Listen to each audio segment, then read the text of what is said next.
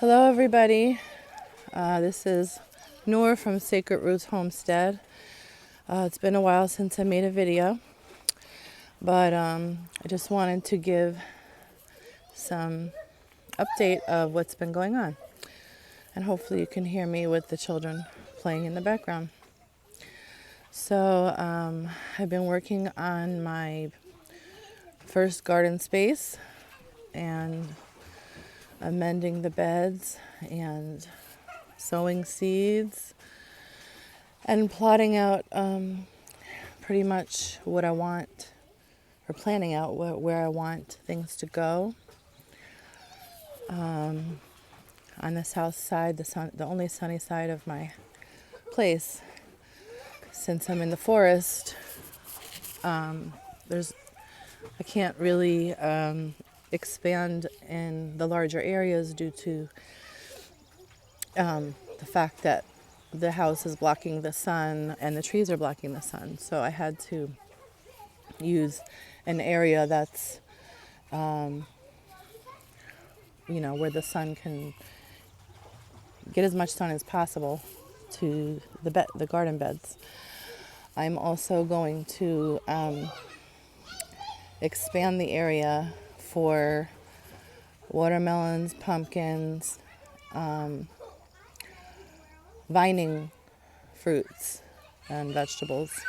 So I'm just going to take it step by step to get to full capacity here. So I've been staying up all hours of the night, sowing seeds, starts. Most of my plants, I'd say 70% of my plants are from seed, and the rest I'm just going to go ahead and get the starts because it's a bit late and they won't, have enough time to bear fruit at this point. We're going into near the end of May, so basically, let's see here. As you know, I'm not an expert on editing, camera action, and things like that. So let me see if I can turn this around.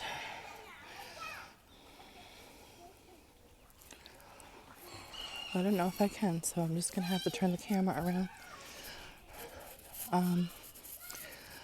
But I wanted to touch on some things in the meantime. We are in very shaky times, uncertain times, and it is very urgent that everyone take this serious, because those that are not growing food at some point won't be eating, at least not fresh food. And this is not, conspiracy. This has all been confirmed by farmers nationwide, worldwide actually, and supply chain issues, kind of what seems to be orchestrated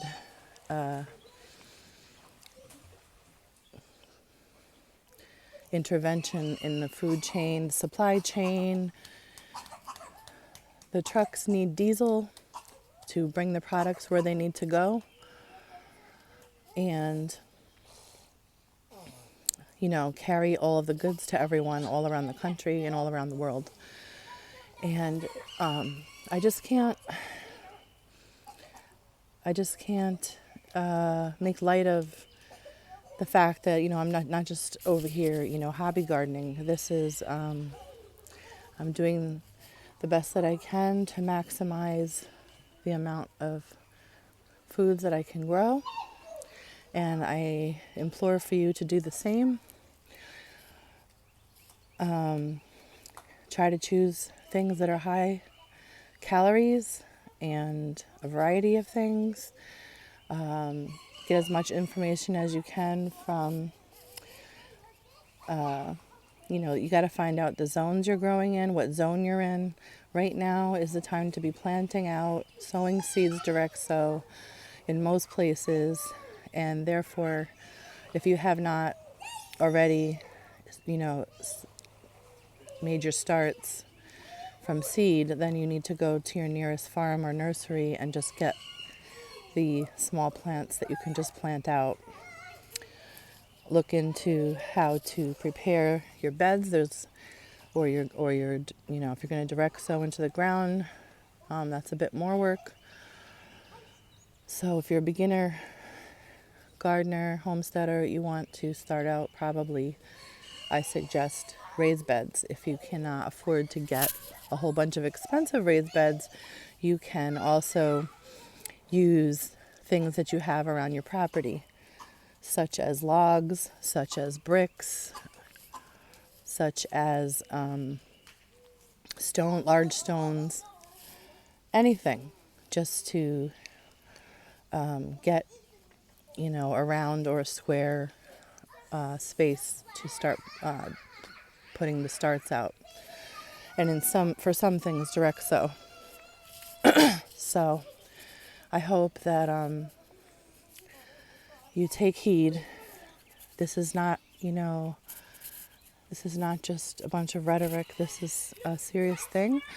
We need to grow your food. Even if you just have an apartment, you can grow in grow towers on your balcony a good amount of food. You can do sprouts, you can do many things. So please, just start. There's plenty of videos. I suggest also getting books in case that, there was no internet access at any point due to the issues going on around the world that could possibly affect the internet at any moment. So print out things. There's lots of resources you can print out online, or just go and get books and just get going. All right, so what I've done so far, hopefully you can see this way, is I have this bed here, and this is a little bit deeper. I've planted carrots, cabbage, red cabbage, green cabbage in there. And I got some potato buckets going, which are growing well. Here, I have my kale growing here. Now this is an issue. This is salad mix, mixed salad mix. And this is when it's called it bolts. It bolts because a lot of lettuces do not like, high heat. And it's been very hot, so they've bolted. So most likely they won't be the best tasting. But the kale is good. And over here, I have some mesclun mix, and these are radishes, cherry bell radishes. These are beets, golden and purple, I believe, and some other type of salad mix over there. I think I have a little bit of grass coming through. What I did was I put wire on the bottom of the raised beds, and then I put cardboard. This way, burrowing animals won't go through the bottom of the beds and try to dig up and dig out my plants. I have a chicken wire garden fence going around.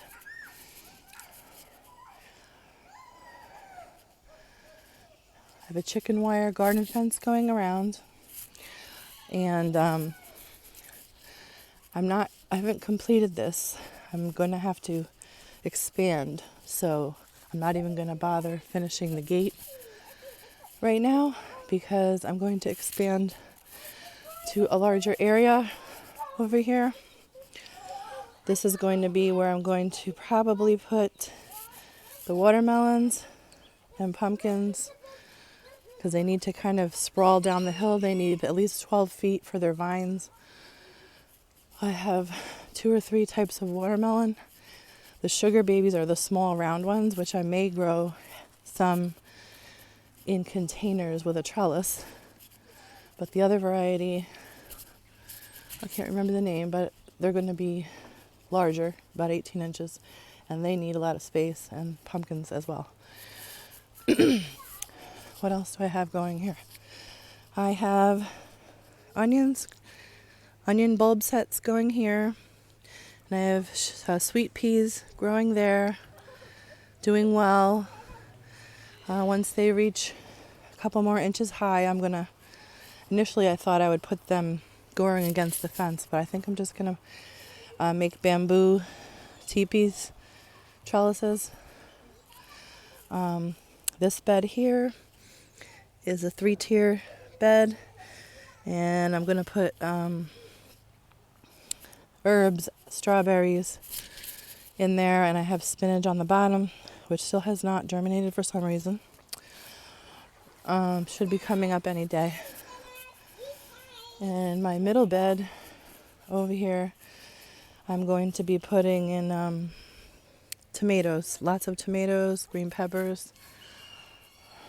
I'm going to grow sweet corn along the perimeter of this garden section because it'd be too crowded inside, I believe. And I really want to maximize my tomato yield. So I also have a large bed over here that's not fully filled yet. And this is what I wanted to go over. So what I did was, underneath there's the hardware mesh, which you don't have to use that, but that's what I had. And then I put some spent raised bed soil from last season, crushed leaves, composing leaves, some old sticks and logs. And then I'm going to put straw on top of that, kind of hugelkultur method. Can't get the name right at the moment. And then the top layer will be compost. So it'll be compost on top. And I have some sunflowers growing, which sunflowers attract pollinators. They will also hopefully feed my chickens sunflower seeds. I have a small bed of cauliflower here. And probably in the next couple of days, I will go and get the rest of my soil amendments and starts. Lots of different tomato starts, pepper starts, probably eggplant. I have quite a few things growing under lights, but I think my light setup is not optimum, or maybe the humidity is not correct in the basement where I have them. So I'll probably reassess my setup. It's a work in progress. And, you learn as you're going. I'm pretty new at this. It's only my second season doing this. And my plants that I tried to salvage from my collapsed greenhouse, my fig, my lavender, don't seem to be budding. So I think that they're pretty much done, and I'm going to have to buy new ones.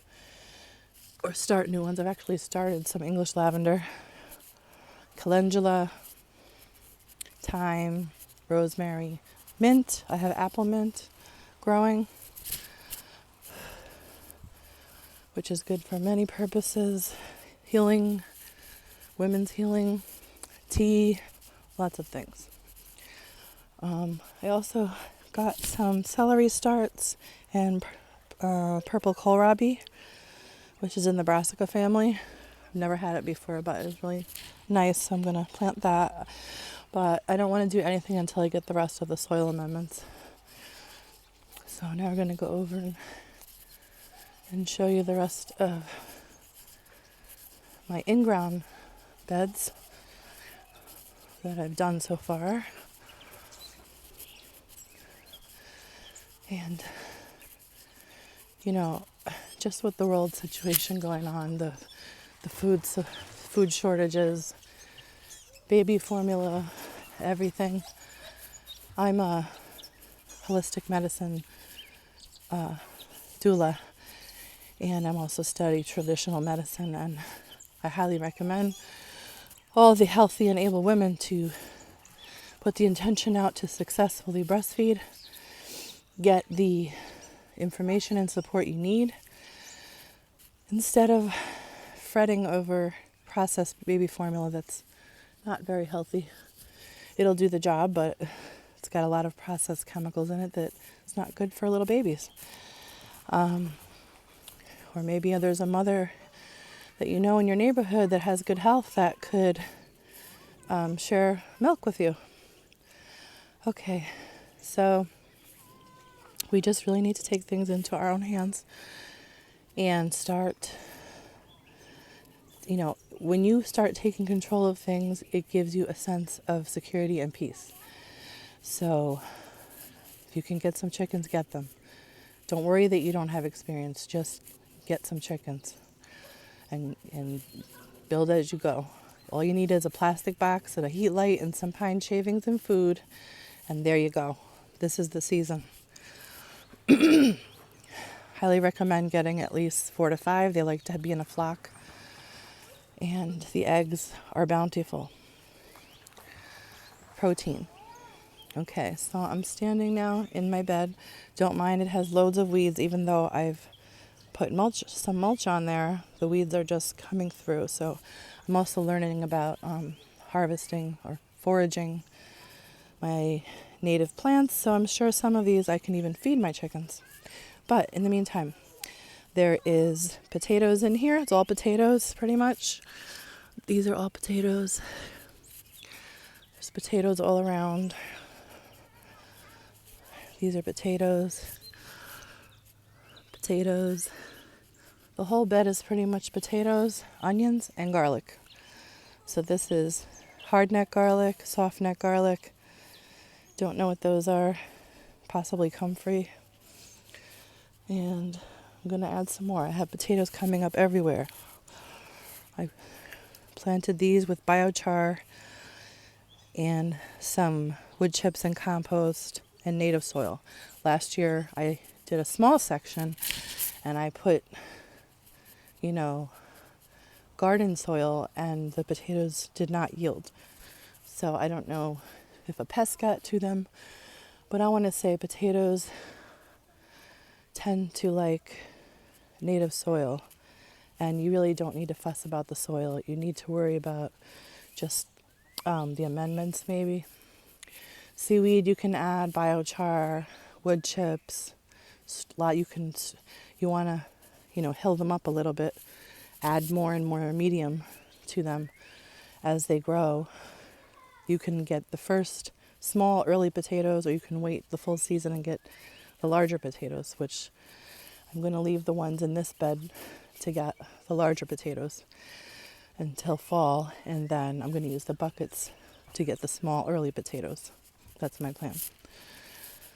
So I've taken down the greenhouses, and this one middle section I have in my yard that is a mess right now, but within a week I may just have some compost delivered, cover it up, put some more leaves down, compost on top, and just start planting.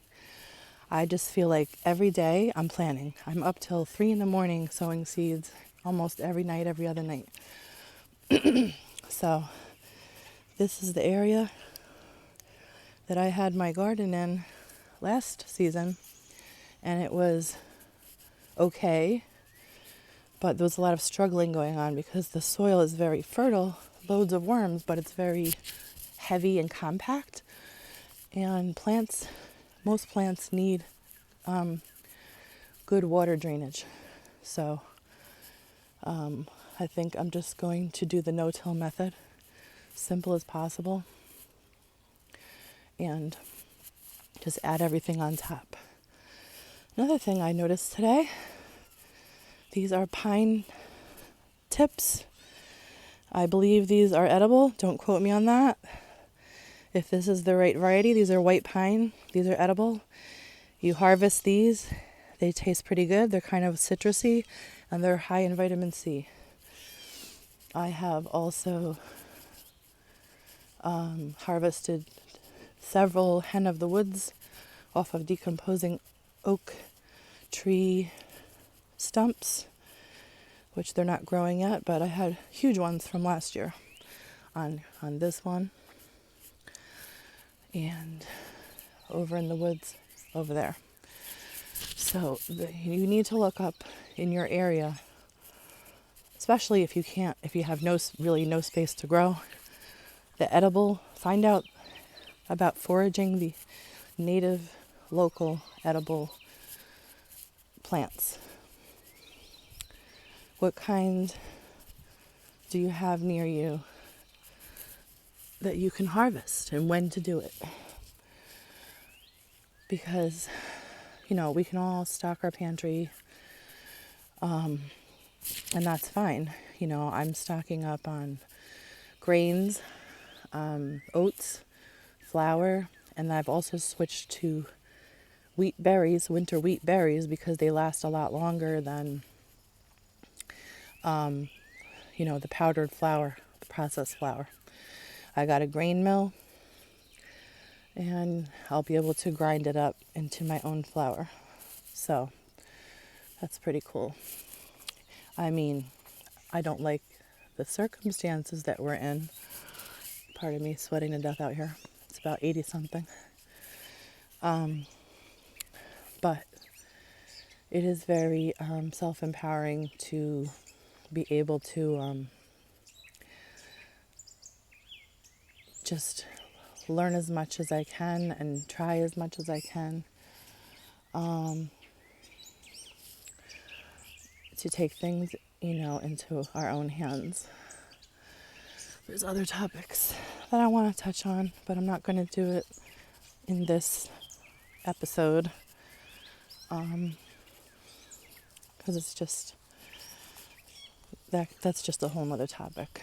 But I forgot to show one other thing that's growing. I have strawberries growing in hanging pots from runners. They have not come alive yet, but these were volunteer strawberries from last year, and they're starting to come up over here. Now, I don't know about this soil. The wild strawberries grow everywhere, but they really don't have any juice in them, so I don't really like them. But since I don't have a lot of area for fruit trees, because fruit trees need a lot of space and direct sun, I'm going to focus on berries, blueberries, strawberries, maybe raspberries, and possibly grapes if I can find any grapes that are not just a stick in a bag, like something a little more substantial that I can grow on trellises. I've planted these 2 high bush blueberry plants, and blueberries like acidic soil, a little on the acidic side. They're flowering nicely, so that's a good sign. I put the fertilizer in first and put hopefully enough of the native soil inside the hole, and watching them closely. You need at least 2 of each type to get a good fruit harvest, and they even suggested to have 2 varieties, which would mean a couple more. So I'm going to clear out the corner and add a couple more different varieties of blueberries. I was hoping I had some raspberry canes around the property, but I didn't find any. So that's that. So I'm really just, there's hundreds of gardening channels with expert gardeners and, homesteaders that are having huge farms. I'm just doing my little thing, hoping it'll give some inspiration to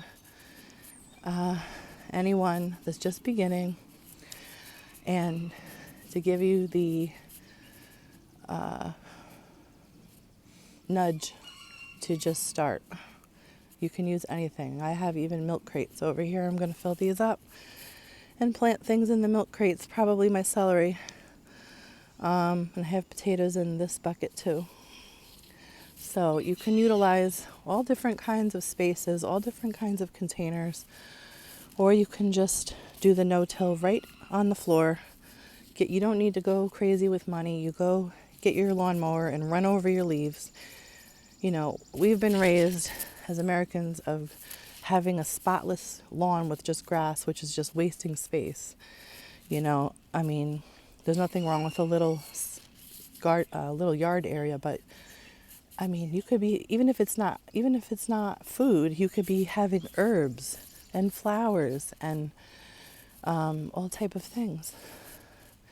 Living in the forest, as you see, the plants just keep growing and seeding and pollinating themselves. The trees around here are about 100 foot high, and it's pretty lush.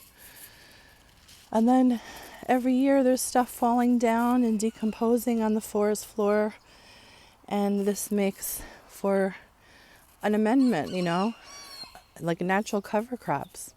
There's probably things I can plant right there. Just make it's already got the little border going around it. It just, because a cover crop is, you know, another plant that is, the problem with people were doing all these years, farming, the high, big business agriculture, what they were, you know, not being mindful of was that if you keep growing in the same place without, you know, implementing biodiversity into the soil, you're ending up depleting the soil of the microbial life that it needs to thrive and be fertile. And it ends up just like sand, like lifeless dirt. That's the difference between dirt and soil. So, you know, I leave the leaves out. I only clear the decks off. You know, I get them out of the beds and stuff, but I leave the leaves and then go over the leaves with a lawnmower. It's a natural mulch, and it fertilizes the soil. If I get a shovel over here and start digging up the ground, there's hundreds of worms. So that just says right there that there's life in my soil. The thing is, it's kind of heavy in places, clay-like. In other places, it's a bit too compact. Or other places are like straight sand. So that's the issue. I have right here growing wild nettles, which I'm not sure if these are tea nettles, but these are a form of nettles that are used for things, and I'm going to find out.